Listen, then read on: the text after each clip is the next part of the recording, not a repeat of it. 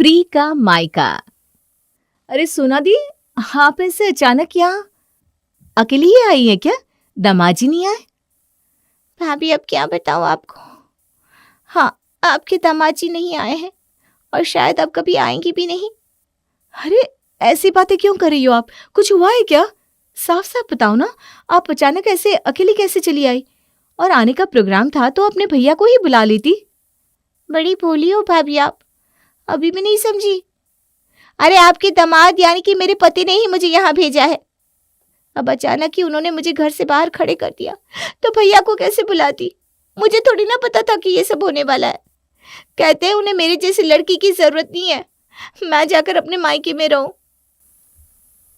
हाय दीदी, कैसे अशुभ बातें कर रही हो? जीजा जी आपको क्यों छोड़ने लगे? अरे ऐसे ही नाराजगी में बोल दिया होगा। आप उनकी बातों को ना मन से मत लगाओ। अच्छा ये बताओ, बात क्या हुई थी जो आप दोनों का झगड़ा इतना बढ़ गया? क्या बताऊं भाभी, कहते हैं तेरे भाई ने बाइक खरीद ली, तेरी माँ और बाबूजी सारी दौलत बस बेटे पर लुटा रहे। तू भी तो उनकी इकलौती बेटी है, तुझे तो आज तक एक साइकिल भी खरीद कर नहीं थी। उनकी बात सुनकर ना मुझे भी गुस्सा आ गया भाभी। मैंने कह दिया मेरे भैया इकलौते बेटे हैं मेरे माँ बाप के, बाइक तो क्या गाड़ी भी खरीद कर देंगे, आपको किस बात की जलन हो रही है? बस इतना कहना था कि वो तो लगे मेरे ऊपर चिल्लाने। बातों ही बातों में बात इतनी आगे बढ़ गई कि उन्होंने मुझे ये कहकर घर से बाहर निकाल दिया कि अब तो मैं तभी उस घर में वापस जा सकती हूँ जब माँ बाबूजी मुझे भी कम से कम एक स्कूटी खरीद कर देंगे। बात तो सच में जीजा जी ने बहुत ही गलत कह दी, लेकिन फिर भी मैं तो आपको यही कहूंगी दीदी कि पति पत्नी का झगड़ा ना तूफान की तरह होता है, जो जितनी तेजी से आता है उतनी तेजी से गुजर भी जाता है।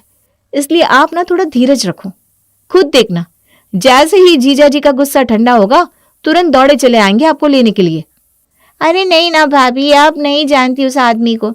मुझे पता है मैं कैसे एक एक दिन बिता रही हूँ उस घर में। जब तक मैं स्कूटी लेकर अपने ससुराल नहीं जाऊंगी ना, वो मुड़कर मेरी ओर देखेंगी भी नहीं। समझ में नहीं आता एक स्कूटी के लिए अपनी घर गृहस्थी खराब करके जीवन भर के लिए मायके में पड़ी रहूं या बेशर्म बनकर माँ बाबूजी के आगे गिड़गिड़ा कर पति की डिमांड पूरी करवा लूं। समस्या तो वाकई बहुत कठिन है दीदी, और कहते हैं ना किसी को सलाह देना बड़ा आसान होता है, लेकिन उस सलाह पर अमल करना उतना ही कठिन। मुझे समझ में नहीं आता आपको क्या सलाह दूं। जिसका घर संसार बिखरता है तकलीफ तो उसी को समझ में आती है। मेरी क्या है, मैं तो कह दूंगी छोड़ दो जीजा जी को, लेकिन आपका तो सारा जीवन ही बेरंग हो जाएगा ना उनके बिना। आप बिल्कुल ठीक कहती हैं भाभी, मुझे समझ में नहीं आ रहा क्या करूं। मैं उनके बिना अपने जीवन की कल्पना भी नहीं कर सकती। अरे आप चिंता मत करो, मैं माँ जी से बात करती हूँ। अरे क्या फर्क पड़ जाएगा, एक स्कूटी की तो बात है ना। और बात तो कहीं ना कहीं जीजा जी की भी ठीक ही है। इस प्रॉपर्टी में आपकी भी तो बराबरी की हिस्सेदारी है। मैं आपके भैया और माँ बाबूजी से बात करके जल्दी ही स्कूटी का इंतजाम करती हूँ। आप चिंता मत करो दीदी, आपका घर संसार मैं उजड़ने नहीं दूंगी। और दामाद को ना थोड़ा समझदारी से हैंडल करना पड़ता है, वरना रिश्तों को बिगड़ने में ज्यादा समय नहीं लगता। ननद की परेशानी को हल करने के लिए भाभी रिद्धि अपने पति और सास के पास जाती है। माँ जी, जीजा जी ने दीदी को धमकी दी है कि अगर वो स्कूटी लेकर नहीं जाएंगी तो वो उन्हें छोड़ देंगे। ये क्या बात हुई भला? ऐसा कैसे छोड़ देंगे? अभी पुलिस में कंप्लेंट करके चक्की पिसवा दूंगी पूरे परिवार को। अरे ये तो सीधा सीधा दहेज मांगना हुआ ना। आपकी बात बिल्कुल ठीक है माँ जी, पुलिस में कंप्लेंट करके हम उनके पूरे परिवार को चक्की तो पिसवा सकते हैं, लेकिन ऐसा करने से दीदी का ही घर बिखर जाएगा ना। उनके बारे में तो सोचिए आप। और वैसे भी जीजा जी का कहना बस इतना ही है ना कि आपकी और बाबूजी की प्रॉपर्टी में सोना दीदी का भी हिस्सा है। ऐसे में अगर आप लोग उन्हें स्कूटी दिलवा भी देंगे तो क्या फर्क पड़ जाएगा। मुझे ऐसा लगता है कि अगर एक स्कूटी से सोना दीदी का रिश्ता बच सकता है तो हमें स्कूटी दे देनी चाहिए। बाकी जैसा आप सही समझे। बात तो तेरी बिल्कुल ठीक है बहू। अगर हमने पुलिस थाने में कंप्लेंट की तो बात बिल्कुल हाथ से निकल जाएगी, और कोर्ट कचहरी में जाने के बाद जग हसाई होती है। हाथ तो हमारा कुछ नहीं आने वाला। ठीक है, अगर तू कहती है तो एक स्कूटी सोना को दिलवा ही देते हैं। माँ की स्कूटी दिलवाने के बाद सोना खुशी खुशी अपने ससुराल लौट जाती है। कुछ दिन बाद ननद सोना अपने पति के साथ मायके आती है। ये तो आपने बहुत अच्छा किया दीदी कि आप दामाद जी को साथ लेकर यहाँ आ गई हो। अब वो आ गए ना, इसी बहाने आमने सामने बात भी हो जाएगी। बात? कैसी बात भाभी? अरे हम भी तो पूछे कि ऐसे कैसे उन्होंने आपको एक स्कूटी के लिए छोड़ने की धमकी दे डाली। अरे कोई लेन देन वाली बात थी तो उन्हें हमसे कहना चाहिए था ना। इस तरह से अचानक आपको मायके भेज दिया, ये कोई अच्छी बात तो है नहीं। अरे नहीं नहीं भाभी, अभी आप ना आशीष जी का गुस्सा जानती नहीं है। अगर आपने अभी उन्हें यहाँ पर कुछ भी कह दिया ना, तो कहीं ऐसा ना हो कि आज के बाद मेरे मायके आना ही बंद हो जाए। उनके गुस्से का सामना मुझे ही करना पड़ेगा। इसलिए प्लीज़ मैं आपके आगे हाथ जोड़ती हूँ, आप उनसे कुछ भी मत कहना, बल्कि आप तो जितना हो सके उनका मान सम्मान कीजिए, ताकि उन्हें शिकायत का कोई मौका ना मिले और ससुराल में मैं आराम से रह सकूं। अरे जीजा जी, आप ये समोसे खाइए ना। ये देखिए, मैंने आपके लिए आपके फेवरेट ढोकले भी बनाए हैं, और कुछ खाने का मन हो ना तो वो भी बता दीजिएगा। अरे भाभी, इतना सब बनाने की कोई जरूरत नहीं थी। अरे भाई, मैं तो आजकल डाइटिंग पर चल रहा हूँ, मेरा तो बस एक कप चाय से भी काम चल जाता। आपकी ननद को छोड़कर जा रहा हूँ आपके पास, अब जो खिलाना हो उसे खिलाइएगा। चाय नाश्ता करने की कुछ ही देर बाद आशीष अपनी पत्नी सोना को उसके मायके में छोड़कर अपने घर लौट जाता है। आशीष के जाने की कुछ देर बाद, भाभी आपसे एक बात कहूँ, बुरा तो नहीं मानेंगे ना? अरे नहीं नहीं दीदी, कहो ना, क्या बात है। आपका ये डिनर सेट ना बहुत सुंदर है, मुझे आपका डिनर सेट बहुत अच्छा लगा। मैं कभी ये नहीं चाहती थी कि आपका ये डिनर सेट मैं लेकर जाऊं, लेकिन अब मैं कुछ नहीं कर सकती। बात मेरी पहुंच से बाहर की हो गई है। आशीष के सामने इस डिनर सेट में खाना लगाकर आपने बहुत बड़ी गलती कर दी। अब वो चाहते हैं कि ये डिनर सेट मैं अपने ससुराल ले जाऊं। अरे अभी कुछ देर पहले तक तो आशीष जी एकदम नॉर्मल लग रहे थे, फिर अचानक उन्हें क्या हो गया? यही तो बात है ना भाभी, कि बाकी लोगों के सामने वो बिल्कुल नॉर्मल रहते हैं, लेकिन सारा गुस्सा सिर्फ मुझे ही दिखाते। अगर आप चाहती हो ना कि वो नॉर्मल बने रहे, तो प्लीज़ आप ये डिनर सेट मुझे दे दो। अरे सोना दीदी, आपको इतनी टेंशन लेने की कोई जरूरत नहीं है। एक डिनर सेट की तो बात है, ठीक है ना, आप ले जाओ। वैसे भी हमने इस्तेमाल किया, आपने इस्तेमाल किया ही की तो बात है, वो भी तो अपना ही घर है। मुझे ना सच में बहुत बुरा लग रहा है भाभी। आपने कितने मन से खरीदा होगा ना, और शायद बहुत महंगा भी लग रहा है। अरे ये सब अपने मन से निकाल दो, और कोई भी सामान आपसे ज्यादा जरूरी थोड़ी ना है। आप आराम से ले जाओ डिनर सेट, कोई फर्क नहीं पड़ता। माँ जी, जीजा जी की डिमांड बढ़ती जा रही है। पहले उन्हें स्कूटी चाहिए थी, हमने उनकी पहली डिमांड क्या पूरी कर दी, उन्होंने तो एक के बाद एक नई डिमांड करना शुरू कर दिया। क्या बात है बहू, फिर से कुछ बात हुई है क्या? हाँ माँ जी, अभी 2 दिन पहले ही तो सोना दीदी मेरा डिनर सेट लेकर गई है, और आज फिर सुबह उनका फोन आया है। इस बार कहती है उनकी सास उनके ऊपर साड़ी और बच्चों के कपड़े लाने का दबाव बना रही है। अरे बेटा, ये तो बड़ी गलत बात है। आने दे तू सोना को, एक बार मैं बात करके देखती हूँ। शाम के समय सोना अपने मायके आती है। भाभी आपका काम हो गया हो तो मार्केट चले, आप वहीं से मुझे मेरे और मेरे बच्चों के लिए कपड़े दिलवा देना। मैं अपनी पसंद से ले लूंगी, तो बार बार वापस करने का झंझट भी नहीं रहेगा। अरे बेटा, ये अचानक तेरे ससुराल वालों को क्या हो गया है, हैं? रोज नई नई डिमांड करने लगे, अब अचानक ये कपड़े क्यों मांगने लगी तेरी सास? माँ अब क्या बताऊँ आपको मेरे ससुराल वालों के बारे में। अगर उनकी डिमांड पूरी ना करो ना, तो मुझे ताने सुनाते हैं और जीना मुश्किल कर देते हैं। अब कल ही की बात ले लो, आशीष जी ने कहा कि छुट्टियों में बच्चों के साथ कहीं घूमने चलते हैं, तो फट से मेरी सासू माँ ने कह दिया, हाँ हाँ घूमने जाना है तो शौक से जाओ, लेकिन मेरा बेटा एक भी रुपया तुम्हारे और तुम्हारे बच्चों के कपड़ों पे खर्च नहीं करेगा। जो लाना है अपने मायके से लेकर आओ, वरना कहीं घूमने नहीं जाने दूंगी। अब आप ही बताओ मैं क्या करती माँ। इसीलिए मैंने भाभी को फ़ोन करके अपने और बच्चों के कपड़े लाने के लिए कह दिया।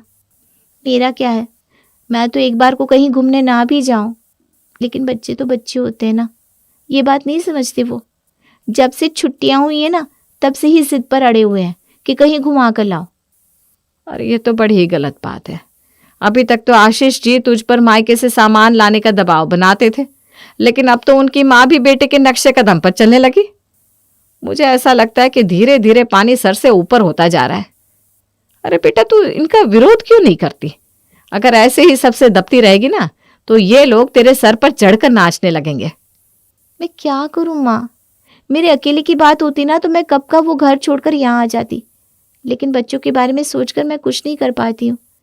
आशीष और उनकी माँ के तेवर देखकर मुझे यही लगता है कि अगर मैंने उनका जरा भी विरोध किया ना तो वो लोग मुझे मायके ही छोड़ देंगे। ठीक है बेटा, कोई बात नहीं। बहू, तो इसको कपड़े दिला ला, बाकी की बातें बाद में करते हैं। सोना को कपड़े दिलाने के बाद माँ जी सोना दीदी को कपड़े दिला दिए हैं। वो मार्केट से ही अपने ससुराल के लिए निकल गई थी। वो सब तो ठीक है बहू, लेकिन अब मुझे ना ये सब ठीक नहीं लग रहा। अरे 1-2 बार की बात नहीं है, इसके ससुराल वालों ने तो रवैया बना लिया है। हर 10 दिन में कुछ ना कुछ डिमांड कर देते हैं। ऐसे तो हम जीवन भर उनकी डिमांड ही पूरी करते रह जाएंगे। अरे बेटा, ये हवस की खोपड़ी कभी भरने वाली नहीं है। हम एक चीज देंगे, कल वो 2 और नई चीजों की डिमांड करने लगेंगे। इस बात का हमें कोई परमानेंट सोल्यूशन ढूंढना पड़ेगा। लेकिन माँ जी इस बात का सोल्यूशन आखिर क्या हो सकता है? मुझे तो कुछ सूझ ही नहीं रहा, आप ही बताइए। बेटा, अब इसका एक ही सोल्यूशन है। तू ऐसा कर, आशीष जी को फोन लगा और उनसे कह अकेले में मिलने के लिए घर आ जाए। इतने साल हो गए सोना की शादी को, आज तक उन्होंने कभी मेरे साथ कोई बदसलूकी नहीं की, हमेशा मेरा सम्मान किया है। मेरा दिल कहता है मेरी बातों को वो अन्यथा नहीं लेंगे और मेरे समझाने से जरूर समझ जाएंगे। सास की बात सुनकर बहू रिद्धि दामाद आशीष को अकेले में अपने घर बुला लेती है। नमस्ते मम्मी जी, आपने मुझे अकेले में यहाँ बुलाया, क्या बात है? आपकी बेटी की शिकायत करनी है क्या मुझसे? अरे नहीं, दीदी तो इतनी अच्छी है, उनकी क्या शिकायत हो सकती है। बल्कि हमें आपसे कुछ शिकायतें हैं। आप इजाजत दे तो बताऊं? अरे मुझसे शिकायत है? भाभी कहिए ना, आप बड़ी है, आप हुक्म करिए। इजाजत मांगते हुए आप अच्छी नहीं लगती। आपकी इन्हीं चिकनी चुपड़ी बातों में फंसकर मैंने अपनी इकलौती बेटी की शादी आपसे की थी आशीष जी। कभी सपने में भी नहीं सोचा था कि आप मेरी फूल सी बिटिया को इतनी तकलीफ देंगे। अरे मम्मी जी, लेकिन मैंने आपकी बेटी को कौन सी तकलीफ दे दी, मुझे तो पता चले। अरे ठाठ से रह रही है आपकी बेटी अपने ससुराल में, रानियों की तरह राज कर रही है, कौन सी तकलीफ है उसे? बेशर्मी की भी हद होती है। कितनी नीचता से कह रहे हैं आप कि वो अपने ससुराल में राज कर रही है। अरे छोटी छोटी बातों पर आप और आपकी माता जी उसे ताने देते हैं, मायके से सामान लाने का दबाव बनाते हैं। इतना ही नहीं, स्कूटी ना लाने पर तो आपने उसे घर तक से निकाल दिया था। उसके बाद भी कितनी शान से मेरे सामने बैठकर झूठ बोल रहे हैं। शर्म आनी चाहिए आपको। एक मिनट, आप लोगों को कुछ गलतफहमी हुई है। आपसे किसने कहा कि मैंने सोना को कहा था कि वो अपने मायके जाकर स्कूटी लेकर आए? उल्टा मैं तो उसे रोक रहा था। मम्मी जी, ढंग से स्कूटी चलाना नहीं जानती आपकी बेटी। मैं तो कभी नहीं चाहता कि वो स्कूटी ड्राइव करे, लेकिन वही जिद पर अड़ी थी कि मैं उसे स्कूटी दिलाऊं। जब मैंने दिलवाने से इनकार कर दिया तो कहने लगी, जाइए, अगर आप नहीं दिलवाएंगे तो क्या मेरे पास स्कूटी नहीं आएगी? मैं जाकर अपने मायके वालों से ले लूंगी। उसने गुस्से में कहा तो मैंने भी कह दिया, हाँ देख लूंगा कौन तुम्हें 1 लाख की स्कूटी दिलवाने वाला है। लेकिन मुझे तो सचमुच आज तक इस बात का आश्चर्य है कि आप लोगों ने आपकी बेटी की गलत डिमांड को पूरा कर दिया। एक बार भी मुझसे पूछना जरूरी नहीं समझा कि क्या वाकई में उसे स्कूटी की जरूरत है भी या नहीं। अगर कल को वो कोई एक्सीडेंट कर देगी या कोई नुकसान हो जाएगा तो क्या आप लोग जिम्मेदारी लेंगे? आशीष की बातें सुनने के बाद अब तो रिद्धि और उसकी सास का दिमाग चकराने लगा था। आपके कहने का मतलब क्या है? आपने दीदी के ऊपर कोई दबाव नहीं बनाया था कि वो मायके जाकर स्कूटी मांगे, बल्कि उल्टा वो जबरदस्ती यहां से स्कूटी लेकर गई हैं। जी हाँ भाभी जी, बिल्कुल सही समझा आपने। इतना ही नहीं, हर 10वें दिन नए नए सामान की डिमांड करती है वो। और अगर मैं बजट देखने के लिए उसे कहता हूँ तो मुझे मायके से सामान ले आने की धमकी देती है। और आप लोग कौन सा कम है? क्या जरूरत है हर 10वें दिन बेटी के ससुराल कुछ न कुछ सामान पहुंचाने की? अरे आप लोगों को भी तो समझना चाहिए ना कि अब आपकी बेटी की शादी हो गई है और ज्यादा या कम जितना भी उसके पास है अब उसे उसी में एडजस्ट करने की आदत डालनी चाहिए। आप इसी तरह जीवन भर मायके से सामान भेजते रहेंगे तो वो तो कभी भी अपने ससुराल में एडजस्ट हो ही नहीं पाएगी। आशीष जी, आपकी बातें सुनकर तो मेरा दिमाग ही नहीं काम कर रहा। आप जो बता रहे हैं ना, पर हमें दीदी ने कुछ और ही कहानी सुनाई है आपके बारे में। अब जब सारी बातें खुल रही है तो हम भी आपको सारी बातें साफ साफ बता देते हैं।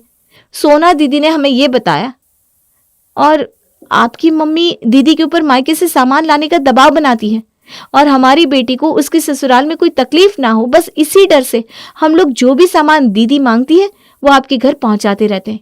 अरे हमें कौन सी खुशी मिलती है रोज रोज आपके घर इस तरह से कुछ न कुछ सामान पहुंचाने में। हम लोग भी किसी तरह खून की घूंट निकल रहे हैं बस। अभी 2 दिन पहले ही सोना यहाँ से अपने और बच्चों के कपड़े लेकर गई है। कह रही थी हम लोग कपड़े नहीं दिलवाएंगे तो आपकी मम्मी ने बच्चों के लिए कपड़े खरीदने से मना कर दिया है। कहती है अपने मायके से लेकर आओ। अरे झूठ है, बिल्कुल झूठ है ये बात। हम क्यों कहेंगे कि वो जाकर मायके से कपड़े लेकर आए? मेरे बच्चे मेरी जिम्मेदारी है, उन्हें कपड़े दिलवाने या नहीं वो मैं देखूंगा। क्या मैं आपको इतना गिरा हुआ इंसान लगता हूं मम्मी जी? 3 दिन पहले आपकी बेटी ने जिद पकड़ ली कि उसे देहरादून घूमने जाना है। मैंने उसे कितना समझाया कि अभी मेरा बजट कहीं भी बाहर घूमने का नहीं है, लेकिन वो टस से मस होने को तैयार नहीं हुई। तो मैंने इतना ही कहा, ठीक है किसी तरह टिकट के पैसे तो मैं एडजस्ट कर लूंगा, लेकिन घर में किसी के लिए भी नए कपड़े नहीं आ पाएंगे। जिसके पास जो है उसी से काम चला लेना। तो वो तुनक कर मायके भाग गई और यहां से बैग भर के कपड़े खरीद कर ले गई। आप ही बताइए क्या जरूरत थी आप लोगों को इतने सारे कपड़े खरीद कर उसे देने की? आशीष से बात करने के बाद उन्हें सारा माजरा समझ में आ गया था। आज तक वो आशीष को गलत समझ रहे थे। दरअसल उसकी तो कोई गलती नहीं थी, बल्कि सोना खुद अपने ससुराल वालों का नाम लेकर मायके से मुफ्त का सामान ऐंठ रही थी। आप लोग सोना को फोन करके बुलाइए और मेरे सामने बात करिए उससे। आशीष की बात सुनकर रिद्धि सोना को भी बुला लेती है और आशीष के सामने ही उससे सवाल जवाब करने लगती है। मम्मी मुझे माफ कर दो, मैं मानती हूँ यहाँ से सामान लेने के लिए मैंने आपसे झूठ बोला, लेकिन आप ही बताओ ना, क्या मेरा अब अपने मायके पर कोई अधिकार नहीं रहा? क्या मैं यहाँ से कोई सामान नहीं ले जा सकती? बिल्कुल ले जा सकती है बेटा, लेकिन तेरा तरीका गलत था। इस तरह पति और ससुराल की बुराई करना तो गलत बात है ना बेटा। रिद्धि की सारी पोल खुल चुकी थी। अब उसके पास अपनी बात साबित करने का कोई चारा नहीं बचा था, इसलिए वो सबसे माफी मांगकर आगे से ऐसी गलती ना करने की कसम खा लेती है।